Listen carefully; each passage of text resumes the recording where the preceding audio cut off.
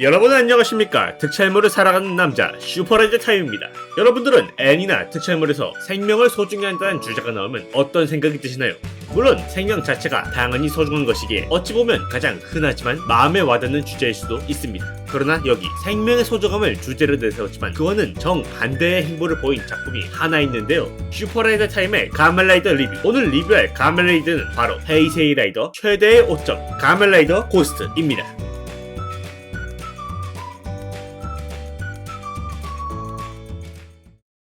가멜라이더 고스트는 2015년 10월 4일부터 2016년 9월 25일까지 방영한 가멜라이더로 유령과 위인 그리고 생명에 대한 주제를 다룬 작품입니다. 이 작품은 처음부터 주인공이 죽고 시작한다는 것으로 많은 이목을 끌었을 뿐더러 상당히 심플하지만 의외로 고평가받는 슈트 디자인 그리고 가이무처럼 외장을 바꿔 폼 체인지를 한다는 점에서 큰 주목을 받아 많은 사람들이 가짝이 될 수 있다고 생각했는데요. 특히 그동안 가멜라이더에서는 다룬 적이 한 번도 없는 위인과 영웅을 소재로 한다는 점에서 어린이들의 이목을 끌기 상당히 좋았죠. 그러나 이 작품은 현재 대부분 평작에서 수작이던 헤이세이 2기 라이더 중 최악이라는 평가를 받은 작품이 되었는데요. 그 이유는 대표적으로 4가지가 있는데 가장 먼저 위인 선정 문제입니다. 작중에서는 변신 아이템인 고스트 아이콘 중 가장 중요한 1500 고스트 아이콘이 있는데 이 중 몇몇은 위인이라고 해야 하나? 라는 생각이 들 정도로 이상하게 선정했는데요.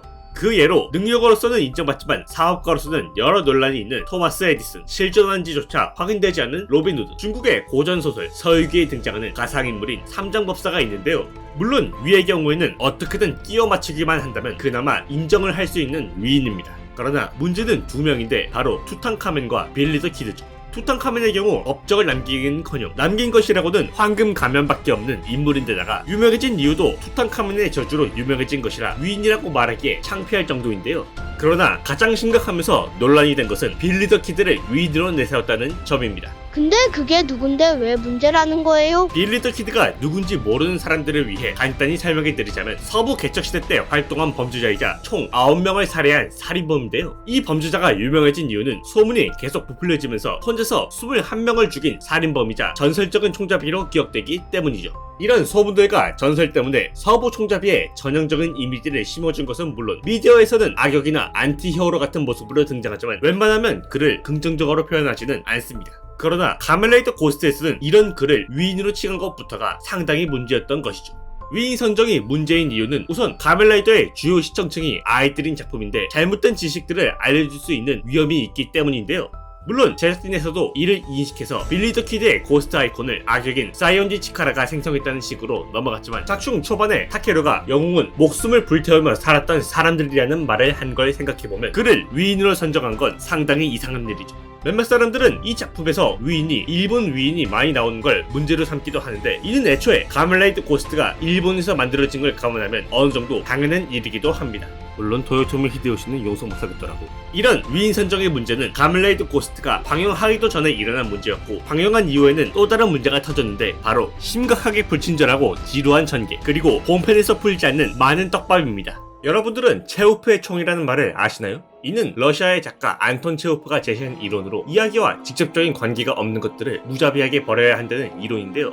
예를 들면 연극의 1장에서 총을 소개하면 2장이나 3장에서는 반드시 총을 쏴야 하며 만일 쏘지 않는다면 과감히 없애버려야 한다 라는 것입니다. 간단히 말하자면 떡밥을 뿌리면 그 떡밥 횟수를 잘 해야 하는 것은 물론 이야기가 진행될 때 부각된 소재들은 반드시 사용해야 한다는 것인데요. 이렇듯 떡밥은 이야기의 흐름에서 정말 중요한 요소인데 가멜라이더 고스트는 이 떡밥을 심각하게 활용하지 못했습니다. 우선 떡밥을 던졌으면 회수할 타이밍을 잘 잡아야 하는데 작중 초반에 적이었던 후카비 마코토가 아군이 될 때 안마에 대한 설정을 일부 풀 수 있는 타이밍이 있었는데요. 그러나 이때는 마코토가 설정을 풀기는커녕 오히려 내가 해야 할 일을 해야 한다며 따로 행동하여 보는 시청자들을 답답하게 했습니다.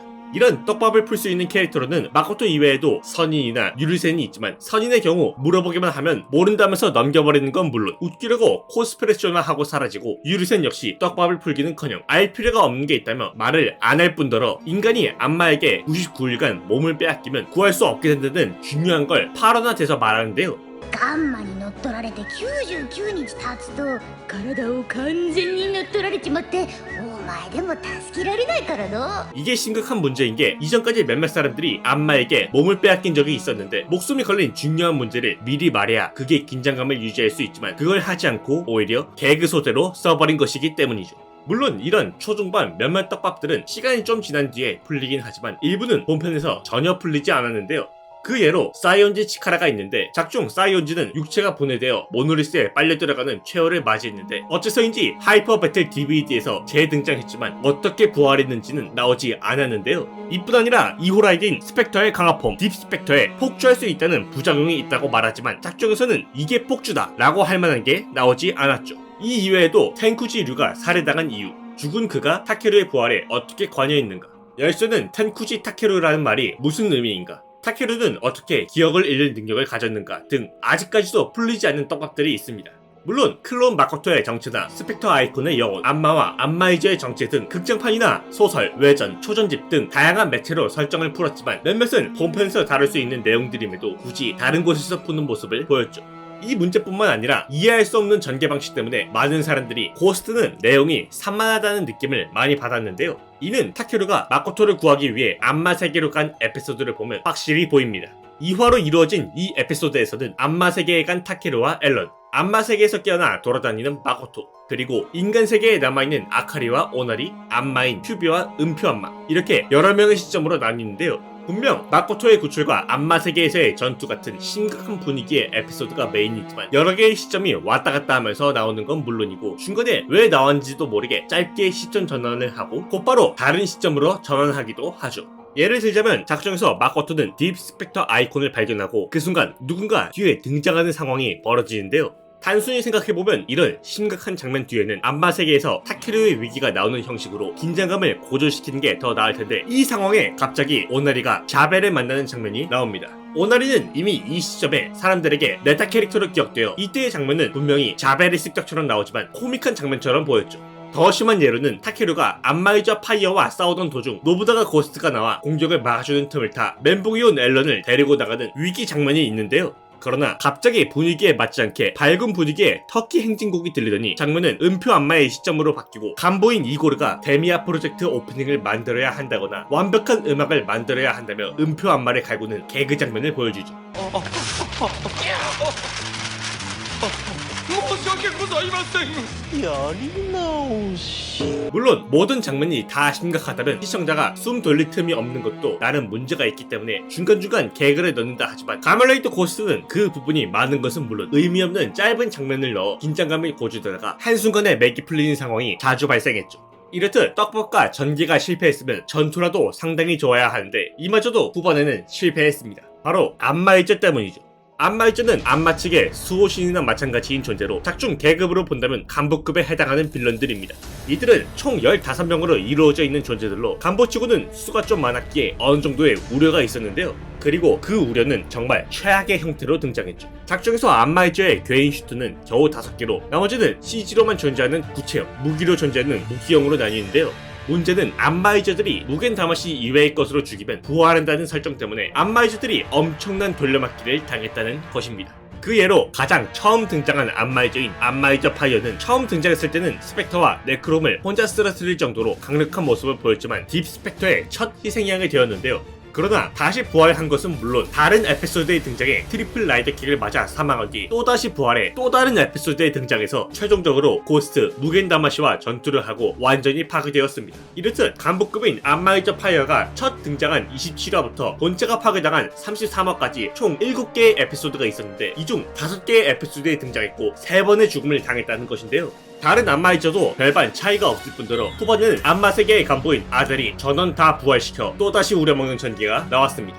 그런데 다른 작품에도 후반에는 괴인들이 펑펑 터지지 않나요? 반쯤 정답입니다. 다른 가멜라이트 시리즈에서도 괴인들이 후반에는 파워 인플레이션에 밀려 엄청 터져나가는 모습이 보이지만 이 괴인들은 대다수 일반 괴인으로 간부급은 쓰러지긴 해도 죽는 모습을 보기에는 어려운데요. 이는 바로 다음 작품인 가멜라이더 에그데이드에서 가멜라이더 크로니클에 다시 등장한 버그스터와 비교할 수 있습니다. 버그스터의 경우 똑같이 부활하는 모습을 보이지만 중간에 나오는 버그스터들은 전부 일반 괴인이어서 쉽게 쓰러지지만 간부급인 그라파이트, 러블리카, 파라드는 쉽게 쓰러지는 모습을 보이기는커녕 역으로 강한 모습을 보여줘 이들의 싸움을 흥미진진하게 했는데요. 거기에 이 당시에는 괴인과 가면라이더의 전투보다는 라이더 배틀이 더욱 부각되어 일반 괴인은 그저 전투를 시작하기 위한 트리거용으로 사용되었죠. 그러나 안마이즈는 간부급이라는 포지션에도 불구하고 첫 등장 후 바로 다음에 쓰러지는 모습이 나왔을 뿐더러 다른 에피소드에서도 똑같이 등장하면 후반에 쓰러지는 똑같은 전개가 펼쳐져서 위기감이 느껴지지 않았다는 게 문제였습니다. 이렇듯 후반 전투도 지루하게 만든 고스트는 가장 치명적이고 큰 단점을 하나 남겼는데 바로 주제와 다른 행보입니다. 앞서 언급했듯이 가면라이더 고스트의 메인 주제는 생명의 소중함입니다. 이는 가면라이더 고스트가 시작하며 주인공이 죽는 것으로 시작해 현재의 삶을 후회하지 말며 목숨을 소중히 하고 살아가자 라는 간접적인 메시지를 담아 시청자들에게 전달했는데요.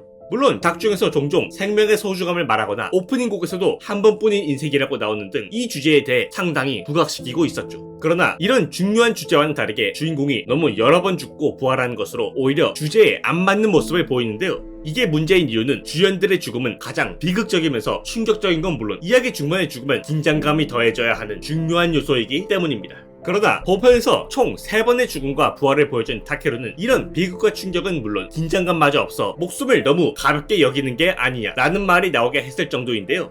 이 때문에 주인공의 죽음 이후 다시 부활한 뒤 최종 폼이 등장하는 안마이저 파이어와의 전투 역시 어차피 다시 살아나지 않나? 라는 생각이 들게 할 정도였죠. 그런데 에그제이드에서도 생명을 중요시하는 주제가 있는데 쿠로토가 너무 많이 부활하지 않았나요? 맞습니다. 에그제이드 역시 의학 드라마가 들어가 있어 생명의 소중함을 주제로 하기도 하는데 126번 사망이라는 미치 기록을 가진 단 쿠로토가 존재하죠. 그러나 쿠로토와는 비교를 할 수가 없는 게 작중에서 쿠로토는 생명의 소중함이라는 주제와 거리가 먼 모습을 이미 보여준 캐릭터입니다.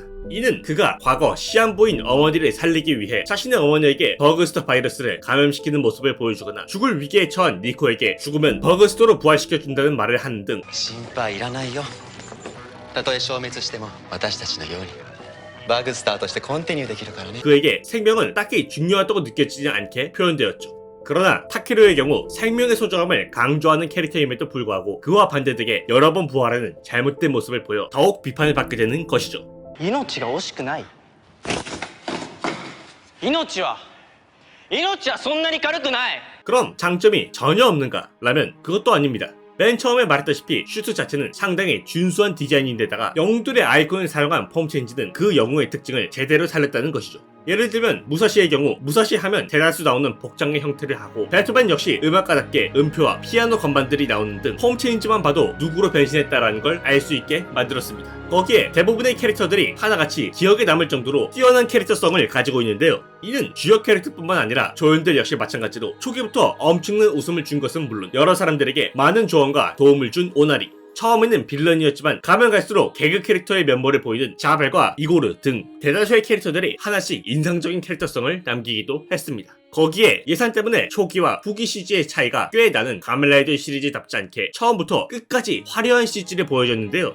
물론 아달의 얼굴을 한 안마이저나 지구를 떠나는 그레이트 아이 등 어색한 CG도 당연히 존재하지만 상당히 화려하게 뽑힌 무겐다마시로의 변신, 극장판에서나 나올 법한 15위인데 15 안마이저의 등장신, 그리고 모든 위인들의 홈체인지로 변신하며 각 특수 능력을 사용하는 자이로와의 전투 등 CG 하나만큼은 상당히 좋게 뽑혔죠. 가장 뛰어난 장점이라 하면 역시 외전과 극장판, V시네마 대부분의 완성도는 본편과 다르게 엄청 뛰어나다는 것인데요. 특히 극장판 가면라이더 고스트, 100개의 아이콘과 고스트, 운명의 순간은 극장판 빌런의 캐릭터성이 확실히 두드러지게 나온 것은 물론 CG 역시 상당히 호평을 받았고 V시네마인 고스트, 리버스, 가면라이더 스펙트는 역대 가면라이더 V시네마와 VC 넥스트 중 최고의 명작이라는 말이 나올 정도로 좋은 스토리를 보여주기도 했습니다. 오죽하면 이것들을 보기 위해서라도 고스트 본편을 봐야 한다고 말할 정도죠. 그렇다면 총 정리를 해볼까요?